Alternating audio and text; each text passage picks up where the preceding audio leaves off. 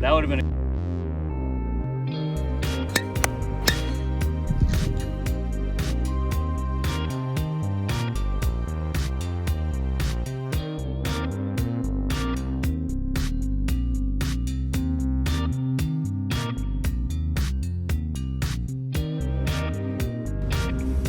Once I identify what is the biggest cause, you've identified it.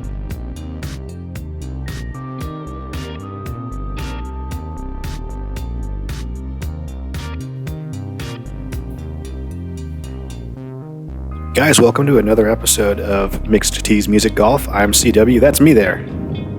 Welcome to Merit Club and welcome to the inside of my brain while I play golf. For those of you who don't know, I'm about a 10 handicap and I'm trying to trim down to a 3 or lower so that I can someday play in a US Mid-Am qualifier. So I'm working hard on my game. I've got a pretty serious practice plan. You sub yet? There's Brendan, very good player. I think he's like a 4 handicap. And here's Zach, another member of our playing group. Just a quick slow look at his swing. Nice move for a big guy, and he strikes the ball really well. So you're going to see these two guys when I have the camera on them and talk about their games a little bit too.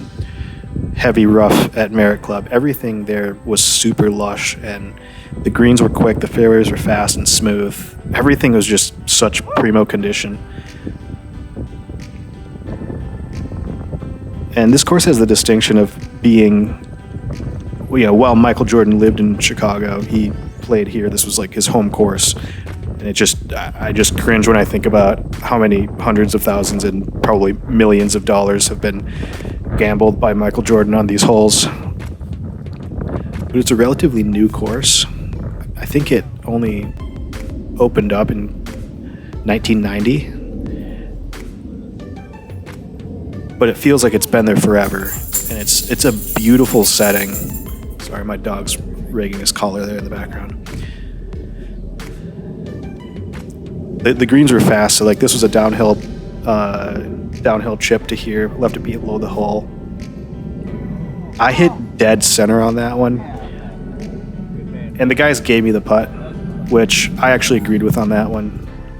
But COVID rules are a little weird. Come on, woo! Really good putt by Brendan there, down the hill, left to righter. What a save! Second hole's a good par 3 down the hill. We're playing like the member tees, I think, on this course. So I want to say it measured out to about 65 or 6,600 yards, which is plenty. It was pretty windy this day. And here that's one of the best swings I made all day.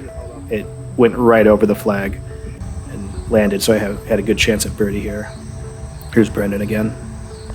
He's got a really nice tempo, good swing. Just a very, very athletic swing, I'd say. Sorry, my dog's barking in the background. Deal with it. This is an amateur channel. Here's our other playing partner, Matt, and it just had to leave that putt in there because it was so good.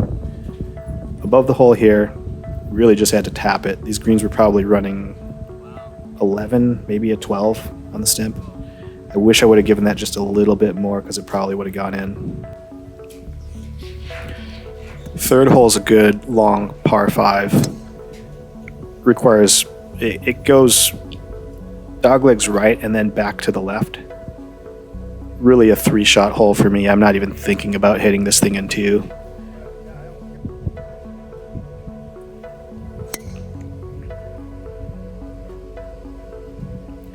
That was a good swing. Yeah, I primarily play a cut with the driver. Just take a little slower look at this, and you can see what I'm working on here. So like decent takeaway, but I wind up a little too hard, and I come at it from the top and get steep on it. Made good contact with it there, but my miss can be a hard hook left or a block to the right. So I'm trying to just shorten up my swing right now a little bit and get on a better path coming from the inside of the ball. Less steep. All right. So I'm here right in the center of the fairway. Again, 3-shot hole. There's trouble on the left. I'm just trying to figure out what will leave me like about 100 to 120 yards in here, so I've got a pretty short mid-iron in my hand. The bailout is to the right, and I did a really good job of bailing really, really hard out to the right and ended up in that bunker over there. And look, it's not the end of the world because I'm actually pretty good out of fairway bunkers. Always replace your divots. Always. Always replace your divots. Or fill in with sand if you need to. Whatever's better for the course. Leave it better than you found it. Replace your divots. Fix your ball marks on the greens. Fix another ball mark on the green. Here's Brendan again. He almost killed that bird. It was so close. It was so close. So here I've got, I think that's a gap wedge in my hands. Quick sand tips, choke down, swing a little easier, ball back in your stance, and hit a little down on the ball to make sure that you get the ball first. And that was a really, really good shot there. Setting up nicely for a birdie attempt. Here's Brendan with a nice little half wedger. He's good at these shots. I really like to watch better players play these shots, get a good feel for them. Zach again. Again, good touch for a big guy. The conditions were absolutely pristine on this course, and it's such a beautiful setting. There's not a whole lot of houses on the course, and the ones that are there are very tastefully done.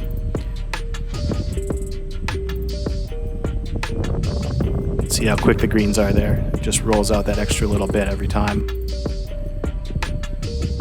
So I've got a birdie putt here. Just trying to stick in the same routine.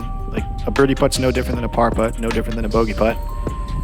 Just got to stick in your routine and try to put a good move on it.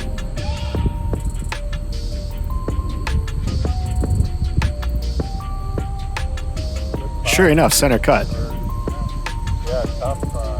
So there I am. Like, that's a pretty good start for me. Like, being at that score through 3 holes, I'm very, very happy with, and that's the kind of golf I know I'm capable of, and just trying to do on a more regular basis.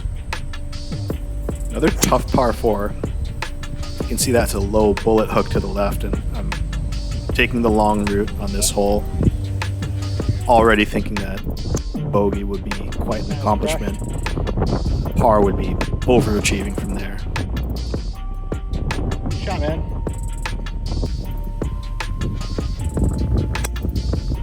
Oh, beautiful. He just cranks it. It's so fun to watch.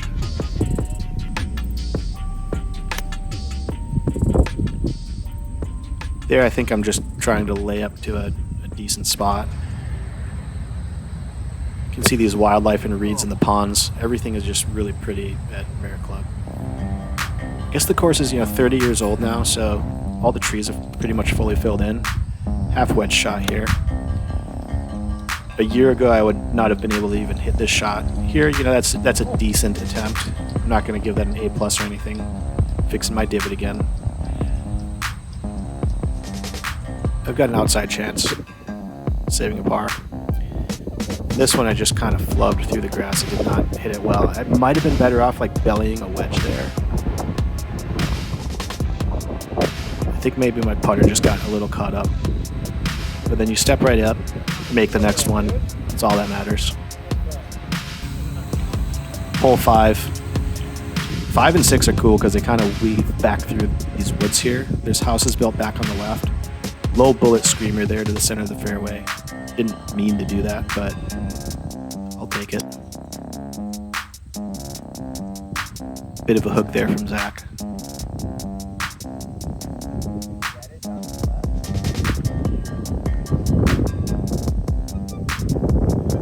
Brendan's a little out of frame, but you can see that was a nice, pretty draw up the fairway there. I'm gonna guess that's about a pitching wedge in my hands right there. Which I probably hit about 125 yards. 130 if I'm really juiced up.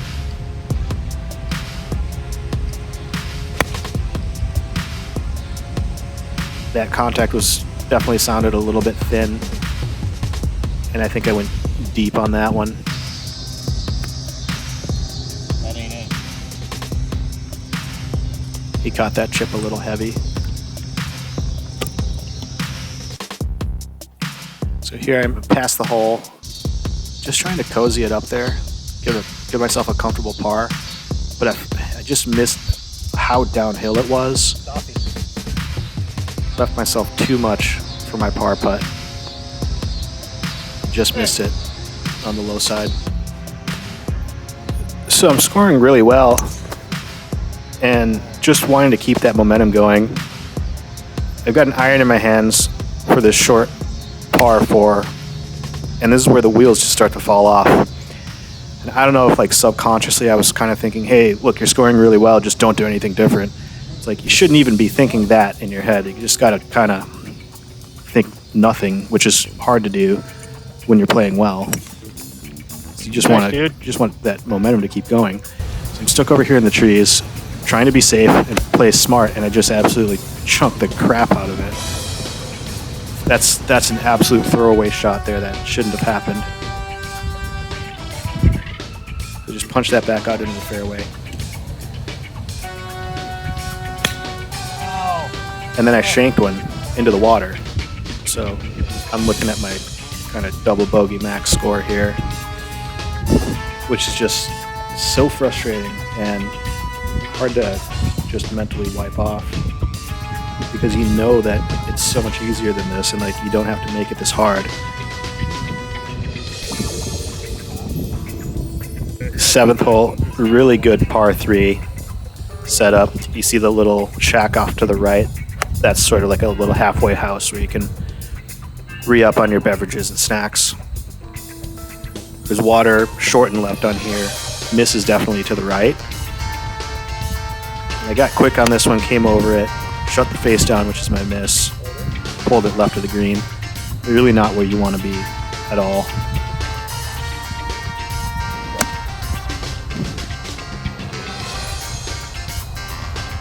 Brendan put a good swing on that one. Good shot.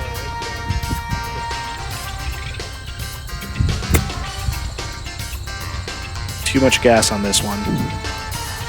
Way over the green. I've been practicing those shots a lot. Here's Brendan from long range. And you see it looks like pretty good speed, but then it just keeps on going and going and going and going. Greens are just so fast.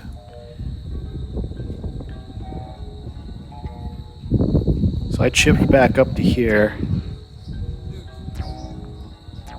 Had this for a bogey and just made a mess of this par 3 as well. So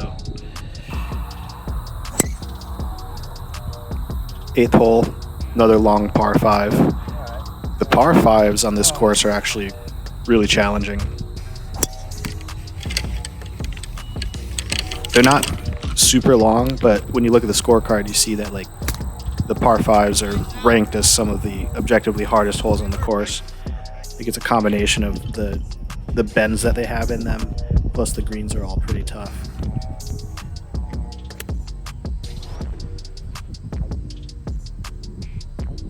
Making my way closer to this one.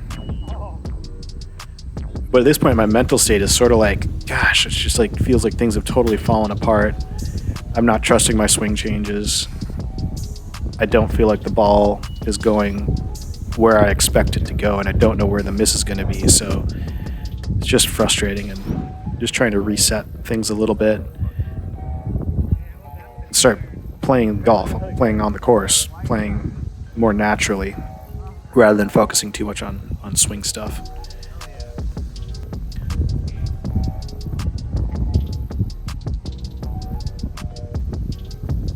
Really good camera shot here, actually. That worked out well with the pin right in the center. A little bit of clouds coming in. Another mess on that hole.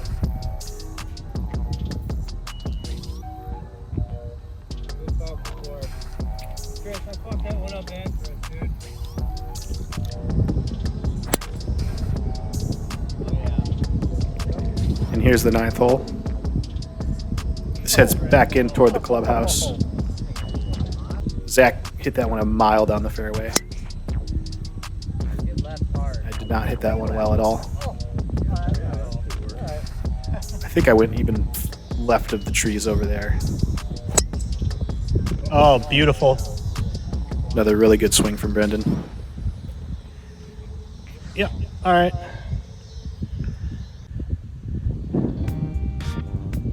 Pretty big trouble here. I think I'm just trying to kind of clear the trees, get back out into the fairway somewhere. And made it into this greenside bunker, just short of the green. Hit a pretty good shot here, actually. I like hitting for those bunker shots from the side of the green. Like, I'm generally pretty good at those for where my skill level's at. I've got an outside chance to save a par here. Here's Brendan. I think this is a birdie putt. Leaves it there, easy. Just missed that one, so not the 9 started out really well and then kind of petered out there. But thanks for watching, guys. If you're liking this kind of stuff, be sure to leave a comment, like, subscribe, all that good stuff. You can follow on Instagram as well. It's the exact same handle. Going to be a lot more of this kind of stuff coming out, so hope you enjoyed it, and yeah, play well. Take care.